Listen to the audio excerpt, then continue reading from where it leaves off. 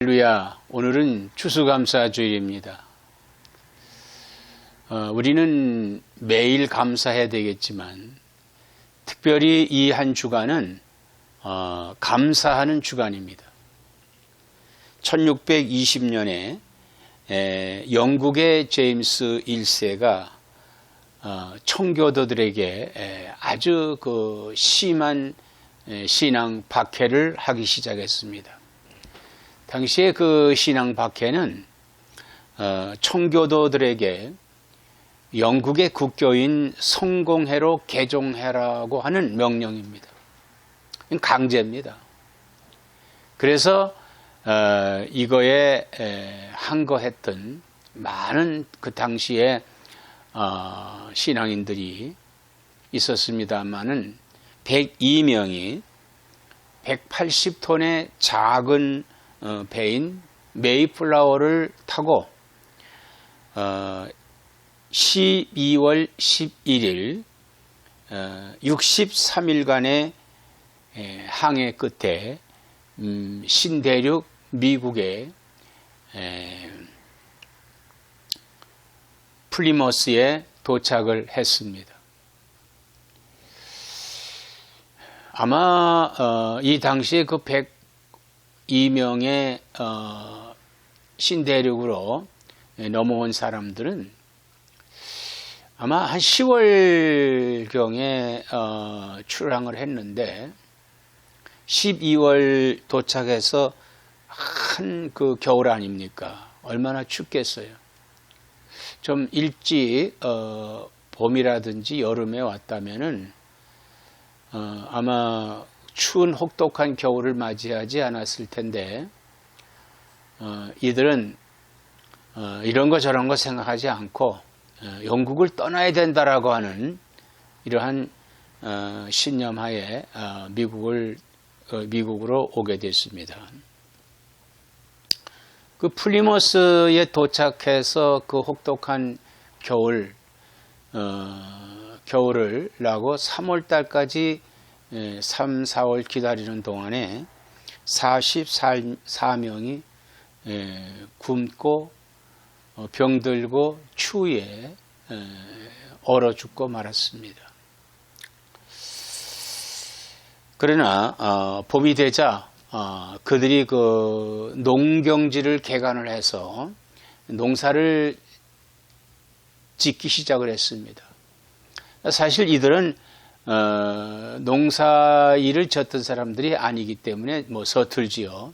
그러나 그 당시의 원주민들, 미국의 원주민들, 흔히 우리가 인디안이라고 하는데 그 말은 잘못된 말입니다.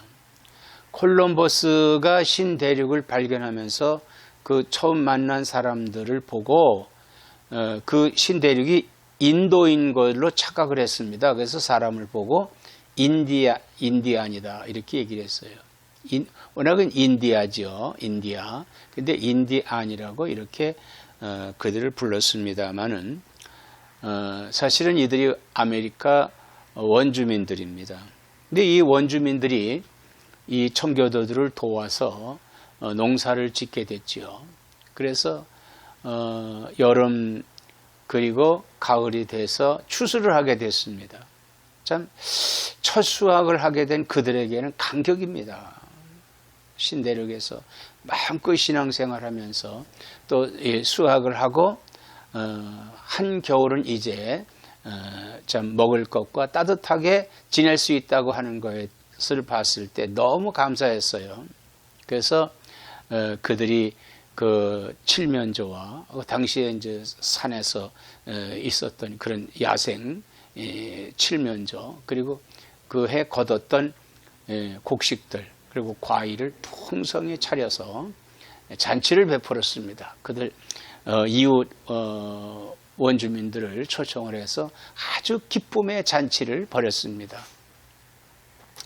이 잔치는 사실 그 해마다 이루어졌어요. 해마다 이렇게 이루어졌을 때 그러면서 그들은 그 신앙생활을 잘 하게 되고 그리고 이러한 소문이 또 영국에 들리게 되고 유럽에 들리게 되고 동유럽에 들리게 되고 그래서 많은 그 사람들이 이제 신대륙으로 이민을 오게 됩니다. 이민을 오게 되고 그러면서 이제 이게 정치적인 미국이 건설이 되죠. 미국이 건국을 하고 그렇게 해서 추수감사주의를 정식으로 선포하고 11월 넷째 주 목요일을 추수감사절로 이렇게 법률로 정했습니다. 그리고 교회는 11월 넷째 주 주일을 추수감사주일로 이렇게 지키고 있는 것입니다. 이것이 추수감사절의 유래예요. 간단하죠. 이 청교도들의 이쪽에 신앙의 자유를 찾아서 신대륙으로 와서 정착하고 그리고 거기서 생활하면서 그리고 국가가 건설이 되고 많은 사람들이 유익이 되고 그리고 많은 또 신앙인들이 미국으로 건너오게 됐지요. 그래서 이게 이제 미국이 건설된 건국이 됐고 또 추수감사절의 유래가 되는 것입니다. 그러면 이 청교도 신앙이라고 하는 것이 뭐냐? 1517년 마틴 루터는 로마 캐톨릭 교회의 비성경적인 95가지의 요소들을 폭로했습니다. 폭로했어요. 이것이 종교개혁의 시작이 됐습니다. 이것이 종교개혁의 시작이 된 거예요. 이에 공감하는 성도들 또 학자들이 성경 연구와 신앙 회복 운동으로 당시에 그 스위스 연방의 교회 개혁자들 캘빈이라든지 혹은 쭈빙글리 혹은 볼링게 등을 중심으로 신학과 신앙이 네덜란드와 영어권의 여러 나라들로 전파되게 됐습니다. 그래서 이렇게 전파되면서 개혁주의 교회가 태동을 하게 됩니다. 개혁주의 교회가 태동이 되는데 이 개혁주의 교회라고 하는 것은 5가지의 그 모토가 있습니다. 첫째는 오직 성경, 두 번째는 오직 그리스도, 세 번째는 오직 믿음, 네 번째는 오직 은혜, 그리고 5번째는 오직 하나님께 영광을 신앙의 모토로 삼았던 것입니다. 이 마틴 루터의 개혁은 2가지였어요. 뭐냐 하면은 성경으로 돌아가자는 것과 그래서 성경을 회복하는 운동이었고 그 다음에 2번째는 구원은 오직 믿음으로 이루어진다. 예수 믿는 믿음으로 이루어진다라고 하는 이러한 그 2가지 모토가 있었습니다. 근데 여기에 이제 그 개혁교회를 태동했던 이 신학자들은 3가지를 더 추가해서 이 5대 모토를 삼았던 것입니다. 이 개혁주의 신앙을 배우고 실천하는 무리들, 즉 이 개혁주의 신앙을 아주 철저하게 잘 믿었던 철저한 믿음의 사람들을 당시에 청교도라고 이렇게 불렀어요. 청교도들이다. 그래서 그들을 가서 프리탄스라고 해서 프리탄스.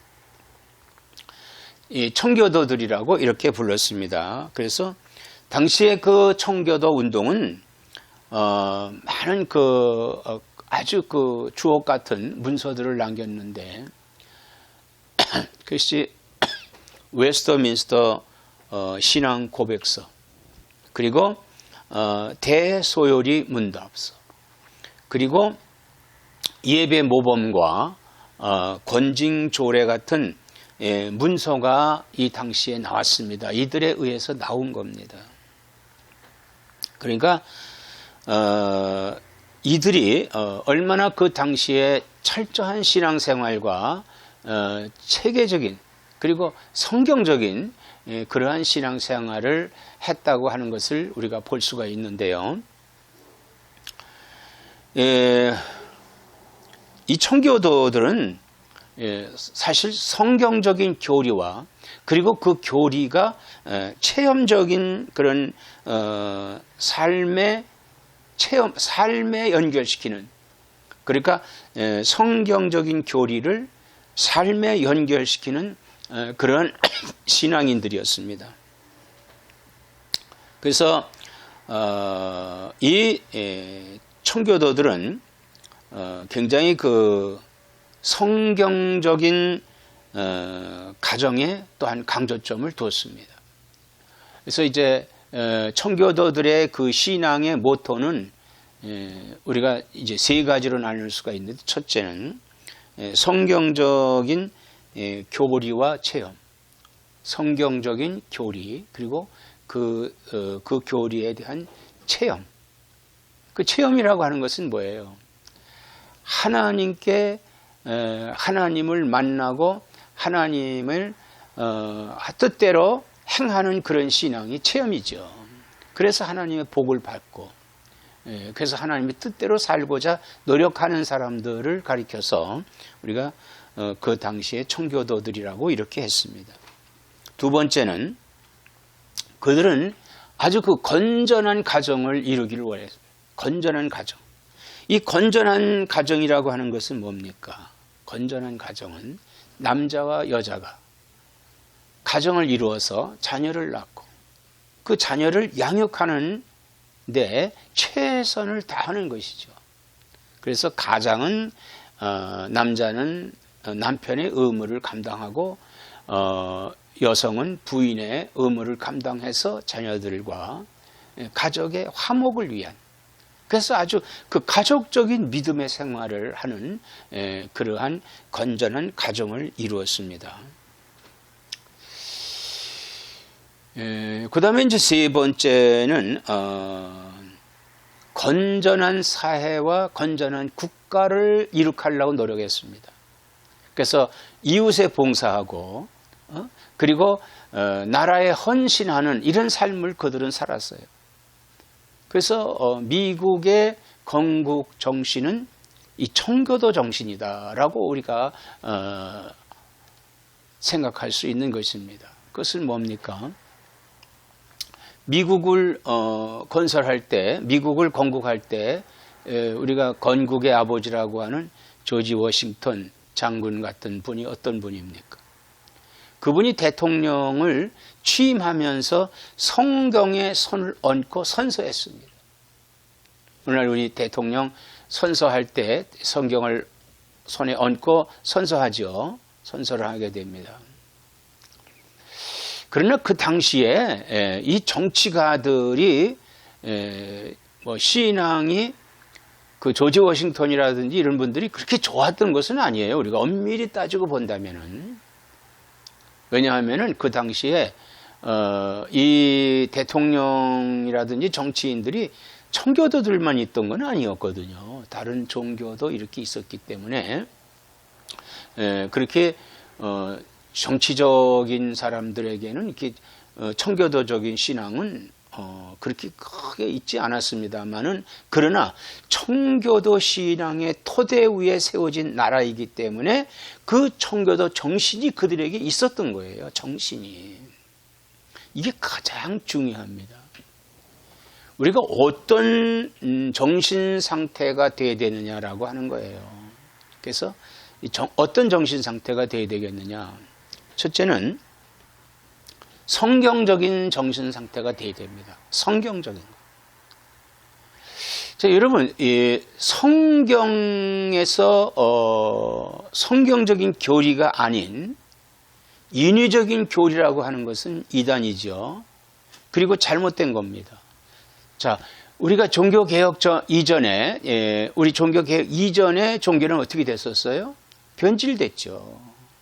로마 캐톨릭 교회가 교황이 큰 권세를 갖고 권력을 휘두므로 말미암아서 사회는 부도덕한 사회가 됐고, 그리고 교회는 잘못된 그런 교회가 되고 말았어요.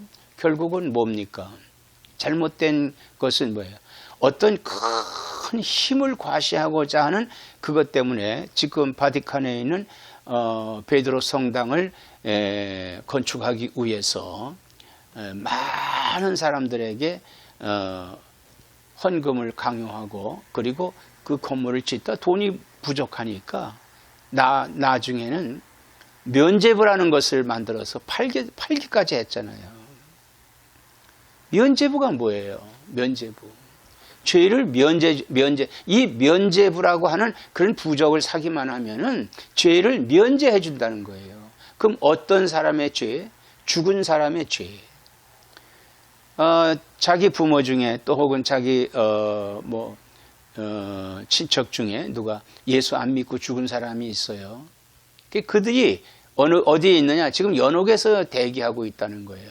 그래서 이 땅에서 공덕을 빌어주면은, 즉 면죄부를 사면은, 그 사람을 위해서 면죄부를 사면은 그 사람이 천국으로 간다는 거예요. 그래서 그 땡글랑 하는 금화로 면죄부 하나에, 그 당시에 큰 금액이죠. 금화 하나가 그 헌금통에 땡글랑 하고 떨어질 때 아무개가 천국 그러는 소리라고 이렇게 했답니다. 얼마나 해프닝입니까? 응? 그 당시에 교회가 얼마나 타락했느냐라고 하는 것을 볼 수 있죠. 뭘로 타락을 했습니까? 타락은 거짓말에 있는 거예요. 거짓말. 남을 속이고 거짓말에서 자기의 유익하게 하려고 하는 거. 애초에 사탄이 뭘 했습니까? 거짓말했잖아요. 거짓말을 해서 인류를 죄악 가운데 떨어뜨린 거예요. 인류를 죄악으로 떨어지게 했어요. 사랑하는 여러분들. 또한 두 번째, 건전한 가정이라고 하는 거. 이게 굉장히 중요하지요. 청교도들은 이걸 중시 여겼습니다. 그런데 오늘날 우리 미국이라든지 전 세계의 사회적인 문제가 뭡니까? 가정을 파기하고 있다는 거예요. 가정이 파탄나고 있다는 거예요. 이혼하는 사람이 늘고요. 그 다음에 또 성적인 문란한 일들이 많이 벌어지고 있습니다. 벌어지고 있어요. 그런데 그뿐만 아니라 이제는 또 어떤 동성간에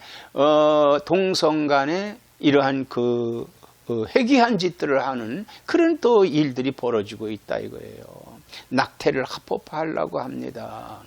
이게 다 뭐예요? 사회를, 가정을 무너뜨리고 있는 거예요. 가정을 무너뜨리고 있습니다. 지금 어떤 통계에 의하면은 신앙인의 가정은 자녀들이 많이 이렇게 있는데, 신앙이 없는 사람들, 즉 불신앙자들이라든지 혹은 이런 진보 성향의 사람들의 가정에 자녀가 없다는 거예요. 왜 그들은 낙태를 하지요. 그 다음에 동성 간에 이런 행위를 하지요. 그러니까 자녀가 없다는 거예요. 그러니까 결국은 뭡니까? 결국은 가정을 파탄하려고 하는 그러한 것들이 오늘 이 사회에 있단 말이에요. 이건 청교도 정신이 배격되는 일이죠. 이거 청교도 정신에서 배격되는 일입니다. 그 다음에 건전한 사회, 건전한 국가. 자, 건전한 사회라고 하는 것이 뭡니까? 건전한 사회. 자, 건전한 사회는 뭐예요? 아름다운 이웃입니다. 아름다운 이웃이에요. 자, 미국이 세계에서 자선을 제일 많이 한 나라가 미국입니다. 여러분, 미국이요, 각 제3국, 그러니까 우리 한국도 대한민국도 과거에 제3국이 못 살던 나라였어요. 미개발국이죠. 그런데 그때 미국의 많은 원조를 받았습니다. 우리는 그렇게만 알고 있죠. 미국 국가의 원조를 받은 것으로만 생각을 합니다만은 민간인 단체에 의한 많은 것들을 우리가 받았어요. 우리 기독교 단체, 그 다음에 선교사들을 통해서 우리에게 엄청난 것을 많이 받았습니다. 자, 미국이요, 이런 청교도 정신으로 인해서 많은 그 이웃을 사랑하는 운동이 이루어져 건전한 사회가 이루어졌어요. 그리고 건전한 국가가 이루어졌습니다. 그래서 미국이요, 그래도 하나님이 축복하는 나라요, 전 세계를 지도할 수 있는 나라예요. 지도할 수 있는 나라예요. 그리고 유일하게 이 세계의 여러 나라 중에서 민주주의를 개발한 나라가 미국입니다. 미국이에요. 그런데 오늘 현실이 어떻습니까? 제46대 대통령 선거로 말미암아 지금 엄청난 미국이 몸살을 앓고 있어요. 왜? 부정선거로 말미암아서. 자, 이건 뭡니까? 부정선거라는 건 속이는 거 아니에요. 이 속이는 건 누가 속이는 겁니까? 마귀가 속이는 거예요. 왜? 자기들의 유익을 갖기 위해서 그러는 거예요. 자, 미국은 어떤 나라예요? 미국이라는 나라는 세계에서 유일하게 왕이 없는 나라가 미국입니다. 원주민들에게는 왕이 없었죠. 나라가 없었어요. 그들은 이 땅에서 자기 부족들끼리만 살았습니다. 만약에 국가가 있었다라고 하면은 아마 이렇게 미국이라는 나라가 건설되지는 않았을 거예요. 건국되지는 않았을 거예요. 그러나 나라가 없었기 때문에 힘이 없어서 그들이 각 부족들끼리만 살았기 때문에 결국은 미국이라는 나라를 이제 이민자들이 청교도들을 중심으로 해서 이민 온 사람들이 세우게 됐죠. 세우게 돼서 정치적으로 이렇게 커다 보니까 다시 그 원주민들을 핍박을 하게 되고 그들을 옥죄고 그들이 갖고 있던 것을 빼앗고 막 이런 그 자본주의 형태가 이루어지죠. 그래서 이 민주주의가 최초로 발달한 나라요. 또 자본주의가 발달한 나라가 미국입니다. 그런데 이게 너무 지나치다 보니까 오늘날에 이런 부조리가 온 거예요. 왜? 속이는 자가 있게 됐습니다. 그래서 정치적으로 지금 속임으로 말미암아서 이 나라에 왕이 없다면 이 나라의 주인이 누굽니까? 국민 아닙니까? 국민을 속인 거예요. 그리고 자기들의 유익을 갖겠다는 겁니다. 자기들의 유익을 갖겠다는 거예요. 그래서 가만히 생각해 보니까 이 땅에서 경제활동 가운데 공산주의는 사실 이게 맞지 않는 말입니다. 이건 안 맞는 말이에요. 그건 자본주의는 굉장히 좋은 겁니다. 그것은 내가 자발적으로 자족할 수 있다는 거예요. 그래서 이게 자본주의입니다. 그래서 투자하고 서로 협력하고 이렇게 해서 이웃을 도와주는 거예요. 그래서 우리 자본주의는 국가가 도와주는 게 아니라 자선가가 도와주는 거예요. 즉, 이 자본주의자, 자산을 많이 갖고 있는 사람들이 모아서 파운데이션을 만들어서 그들을 도와주는 겁니다. 이게 복지예요. 이 자본주의의 복지는 여기서 이루어져야 됩니다. 국가의 복지는 아니에요. 국가는 뭐냐? 군대를 갖고 있어야 되겠고 또 병원을 갖고 그래서 국민 건강 이런 것 교육 이런 것들을 해야 되고 그 다음에 여러 가지 국가 발전을 위한 이러한 일들을 해야만 되지만 사회에 서로 이웃 간에 서로 이웃을 도울 수 있는 것은 결국 뭡니까? 자본가들이 좀 모아서 이것을 가지고 나누어 줄 수 있는 이러한 주의 운동이 이루어져야만 되겠죠. 근데 가만히 생각을 해보니까 이 자본주의가 가장 훌륭한 경제적인 것인데, 경제주의인데, 이 문제가 어디에 있느냐? 이게 재벌주의에 있다는 거예요. 재벌주의. 이 미국의 재벌이 있죠. 뭐 굴지의 재벌들 있지 않습니까? 뭐 무슨 재단 이런 재단들이 있어요. 그런데 어떤 세계적인 그런 큰 부호가 있습니다. 엄청난 부호예요. 이 사람은 부호이면서도 불구하고 그가 바라고 있는 것은 사회주의, 공산주의를 원해요. 사회주의 같은 형태. 즉 모든 사람들을 통제하고 다스리려고 하는 그러한 것을 꿈꾸고 있다 이거예요. 그래서 오늘날 미국에 이런 46대 대통령 선거에 부정과 부조리가 생겨진 것은 뭐냐 하면요. 자기들의 이 꿈을 실현하기 위해서 세계를 지배하겠다라고 하는 이러한 생각을 재벌들끼리 몇몇이 그것도 뭐 많은 재벌들 아니에요.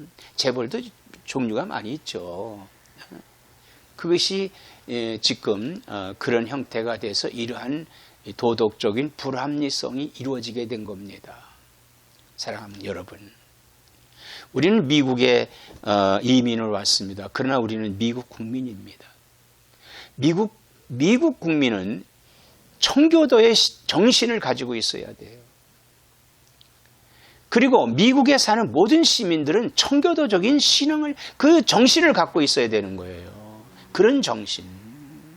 그게 어떤 정신입니까? 성경적인 정신. 그리고 가족적인 정신. 그리고 세 번째는 사회와 국가에 대한 정신이 있어야 되는 거예요. 이게 건전한 이 사회를 이루고 나갈 수 있는 겁니다. 사랑하는 여러분들, 오늘 우리는 이를 위해서 우리 자신의 신앙을 돌이켜보면서 내 신앙은 어떠한 신앙인가? 자, 우리 신앙은 어떤 신앙이 되겠습니까? 하나님은 살아계신 하나님이십니다. 그러므로 그 살아계신 하나님을 믿는 신앙이 되어야 되겠죠. 그래서 생명이 있는 신앙이 있어야 돼요. 생명이 있는 신앙. 생명이 있는 신앙은 뭐예요? 성경대로 믿고, 그리고 하나님이 세워주신 가정에서 우리가 우리의 삶의 목표를 갖고 삶에 최선을 다하면서 내 이웃과 국가에 헌신하는 삶이, 이게 생명신앙이에요. 아무쪼록 우리 금년 2020년 추수감사절을 지내면서 나는 여러분들에게 청교도의 정신으로 돌아가자. 청교도 정신의 그러한 신앙을 가지고 우리가 생명신학을 실천할 수 있는 나와 여러분 되시기를 주의 이름으로 축원합니다.